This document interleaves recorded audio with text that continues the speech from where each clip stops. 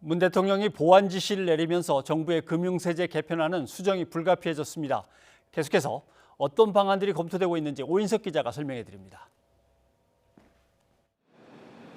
정부는 2023년부터 개인 투자자도 주식 양도 차익이 연간 2천만 원을 넘으면 세금을 물리겠다고 발표했습니다.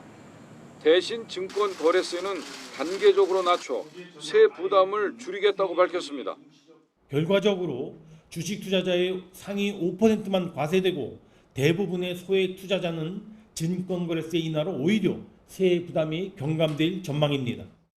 하지만 세금이 없었던 주식 양도 차익에 세금을 매기면서 기존의 거래세는 폐지하지 않아 이중과세 논란이 거세게 불거졌습니다.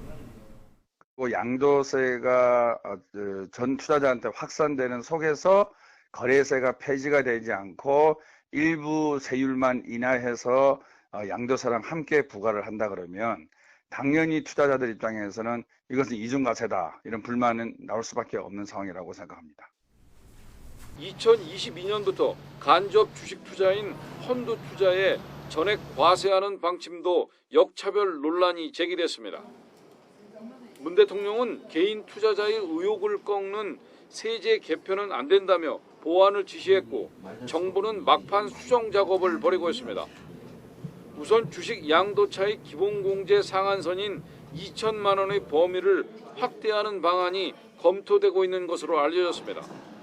개인 투자자들이 거래세 감소보다 주식 양도 차익에 20% 세금을 물리는 부담이 더 크다고 인식하기 때문입니다. 공제 범위가 확대되면 과세 대상이 줄어드는 효과를 낼 수 있습니다. 금융소득과세 시행 시기를 일정 기한 연기하는 방안도 검토되고 있는 것으로 전해졌습니다. 이와 함께 거래세 폐지와 펀드 투자에 대한 수정 가능성도 나오고 있습니다.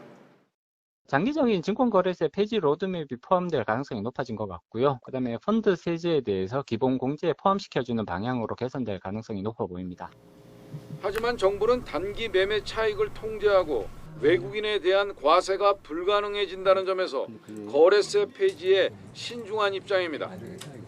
금융세제 개편안을 아예 보류할 가능성도 제기되지만 개편의 당위성을 밝힌 만큼 전면 철회 가능성은 크지 않을 것으로 보입니다. YTN 오인석입니다.